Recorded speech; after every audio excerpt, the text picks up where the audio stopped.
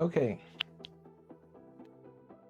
We're going to start this one a little bit different. I'm not going to go through and open the device and try and get it running on games and whatnot like I did on the 830 video, because that took way too long. I ended up rambling way too much, and the video is probably going to, once I'm done editing it, going to end up running way too long.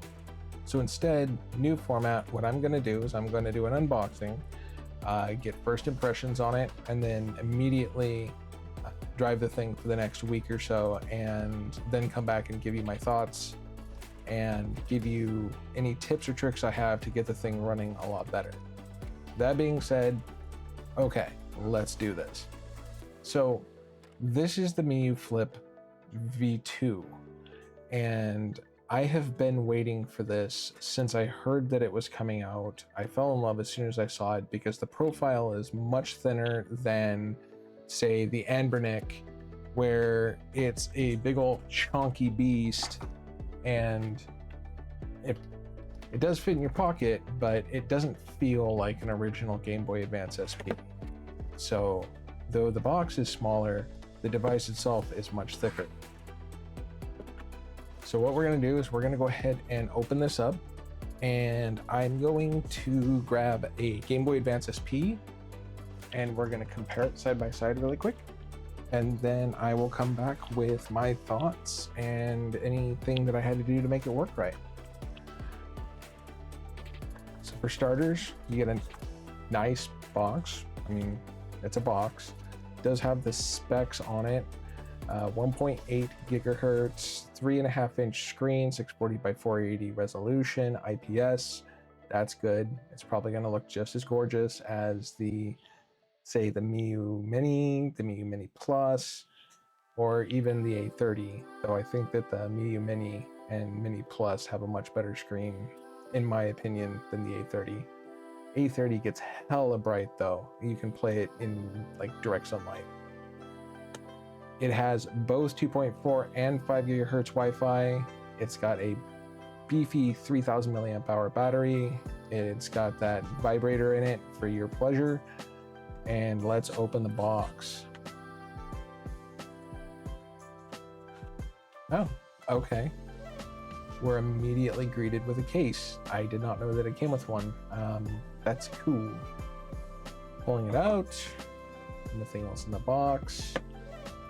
I'm noticing immediately that we have the same little controller pull tab on the zipper thing from the 830. That's, you'd like to see it. They're nice, sturdy cases. Miyoo branding, made in China, which means it's going to be very expensive soon with all the nonsense tariffs and stuff going on. Zipper pull is good. Nice and smooth. I like a good zipper pull. Here. Let me see if I can just... Oh yeah. Okay. And the reveal. Ooh. Free, more than likely, USB 2.0 SD card reader. You get a flat USB-A to USB-C cable, and you get a screen protector, which is floppy. You've got your obligatory instructions, which we don't need. That's, as far as accessories, that's what you get. And I am very happy to see that I did get the color that I was hoping for. We'll see how well this color stays cream white. There's a little bit of growed on it there. Some sort of glue. First glance, very basic on the outside. You got some nice buttons. Trigger buttons feel great. You have 3.5 millimeter USB-C, flash, micro SD slot, power button. volume rockers, and another SD card slot. So one must be for firmware and the other one is just for games and storage. I don't know if I really like that because, I mean, it kind of forces you to use two different cards. I do have a card with like a 16 gig card I could throw an OS on, but I would prefer that my OS be a little bit faster, like on a U3 card reading, 30 to 60 megabytes per second. That way it seems to load a little bit faster when you use one of those. So I might just do one card and toss the ROMs on it and pray that everything runs right. Opening the device. You've got that lovely pastel button colorway, which is fantastic. The moment I saw a picture of this, I knew I had to have one. You got two analog sticks. They're a little wibbly wobbly, but manageable. Good click to them. Select start buttons, your menu button, and your D-pad, which actually pretty stiff. It's not nearly as moushy as some of Miyoo's devices. I mean, don't get me wrong, their D-pads are always great, but this one's a little bit stiffer than normal. That's about it. Let's see here. Obligatory screen peel for you.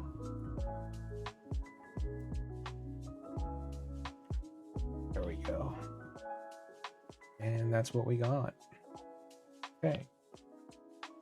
Nice screen. Oh yeah. Let's try and turn it on. Fires right up. Screen looks really good. And it's probably going to throw a fit because I have no cards in this because I just opened it. But we'll see. Single speaker, non-stereo, unless there's some hidden in there. It threw a fit about the card. Now it's just loading, so maybe it's got baked in firmware, which would be nice to see. Yep, we're greeted by our friendly little Miyoo chime.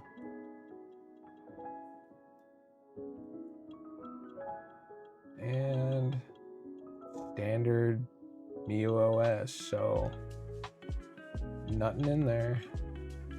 I will have to get some games loaded up, get some playtime on it, and then I'll let you know what I think. For the moment, let's go ahead and yes, power off device. This power button feels a little, I don't know about that. That might actually accidentally trigger in your pocket. Take a moment to talk about the screen. Now this has a metal, I'm told, metal hinge in it as opposed to a plastic one. Much snappier. Nowhere near as grindy as the first one. Okay. Setting this stuff aside. Gonna bring out, look at that. Look at that. They are darn near identical. I think the Miyoo is just a little bit thicker, but not by much.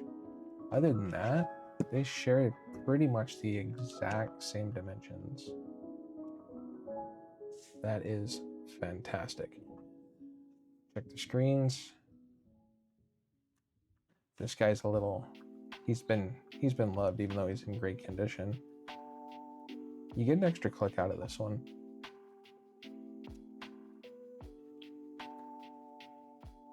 And there you go. All right, I will be back with my overall impressions, tips and tricks on getting it working, and potentially doing another OS. I don't know what operating systems are available for this yet, but I know that there are some custom firmwares out there. I'll play around with them, play around with some RetroArch settings, and get back to you. So here we are back again with the Miyoo Flip V2. And what I've found is that there's a startling lack of custom firmwares and OSs for it, which kind of sucks because I would like to put Spruce on it. However, Spruce isn't available, so I had to use MIUI It's basically the only OS that's available that will work on it at the time of this filming. Now, don't get me wrong, MIUI does have a lot to offer. It's just extremely minimal, and some of us like to be able to tweak and adjust settings as we choose. It's just the way some of us are. And we're gonna just jump straight into gameplay here. Starting off with the Nintendo 64, Ocarina of Time plays just fine. It did take a little bit of tweaking to get the joystick sensitivity exactly the way I wanted it. Link was just kind of jumping all over the place or not moving at all, but after that small change, everything was just fine with it. Moving on to Dreamcast. Aside from the fact that I suck at playing this game, it is one of my favorite Dreamcast games. Jet Grind Radio plays without a hitch. Everything is just fine. It did, again, I had to go in and change a little bit of settings on the joystick sensitivity, but after that, it worked a treat. Sonic 2 for Dreamcast, again, another one of those games. It's just really beautiful as far as the artwork is concerned. It played without any issues whatsoever, so I'm gonna just go ahead and say that the Flip V2 just has Dreamcast covered. The controls are great, the visuals are great, it just runs. I decided to throw just a little bit of SNES gameplay in here just because I felt like it, and just in case anybody actually questioned whether or not this device that can handle Dreamcast and PlayStation games could handle something like the SNES. Yes, it can handle it. Yes, Aladdin is fun. Yes, go play it. This is Rolling Thunder. This is a game for the NES. If you've never heard of it, don't feel bad. A lot of people haven't. But as a kid, I used to watch my dad play this game obsessively. I think it's based off of an old movie with Tommy Lee Jones in it. Be that as it may, I put the gameplay of this in here because I always test Rolling Thunder on the handhelds that I use, and this is kind of a tribute to my dad. He's passed, and he used to absolutely love this game, so this one's for you, Dad. Oh, now it's time to torture test this thing. God of War Chains of Olympus, the only way I could get this to run was to up my frame skip to 3, which is kind of obscene, but you can see it playing at 22 frames per second. It does play, you're just not gonna have a good time. Chains of Olympus doesn't run on anything very well unless you have some serious hardware, up to and including the original PSP for which it was designed. You gotta wonder.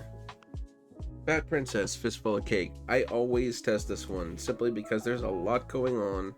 There's a lot of different AI characters that are being controlled, and it really puts a load on the system. It actually plays okay. I actually had an enjoyable time playing this game, and this is one of my more favorite PSP games. Jumping into the realm of PS1, Gran Turismo 2 is a challenging game to emulate. It actually runs pretty darn good. I had no complaints. So if it can run Gran Turismo 2, chances are it can run just about any PS1 game.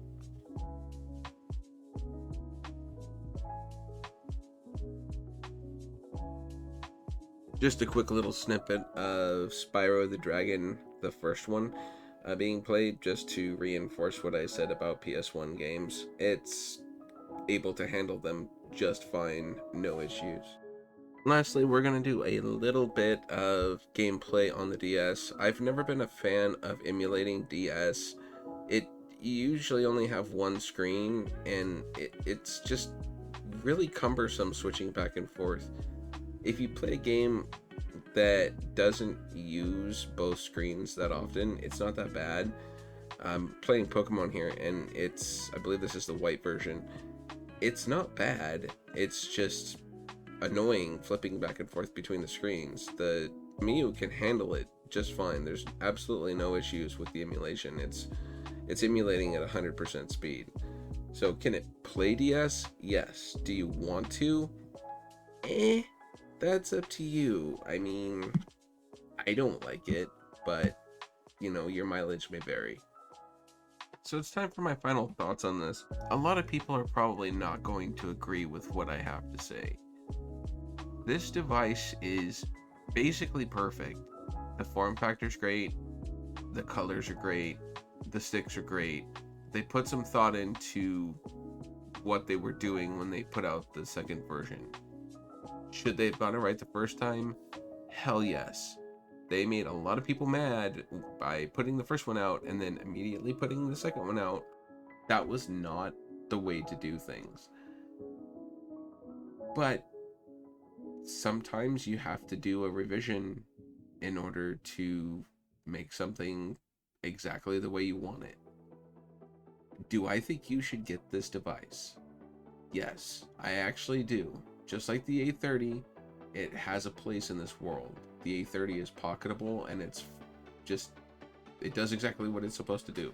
It just gets really hot. I have no thermal issues with this one. I had no battery issues. The battery lasted a very long time. It plays every game that I throw at it, and it doesn't complain. Do I wish that I could get spruce on it? Absolutely. I really do. Will I ever get spruce on it? I don't know. It's with the rate at which new consoles are coming out, this one might get relegated to the bad idea pile. We don't know. Only time will tell. Ultimately, it's up to you. I believe that this has a much better form factor than the current Anbernic that's out. The new one that's coming out is supposed to be identical to the Miyoo Flip in size and in buttons. We'll have to see. If Anbernic decides that they want to send me one, I'll review it. I'm not buying it. It's not worth my money. Not when I've got this device right here, which does everything I need it to. Anyway, that's pretty much my thoughts on it. I'd love to hear what you guys think. Leave me a comment down below. I'd really like to hear your feedback. I'm hoping that you guys all had the same success with yours that I did with mine, and that you don't have any broken hinge issues. Be sure to like and subscribe. I would appreciate it. I am still new, and I can use all of the feedback and support I can get. Thank you all for watching, and you guys take care.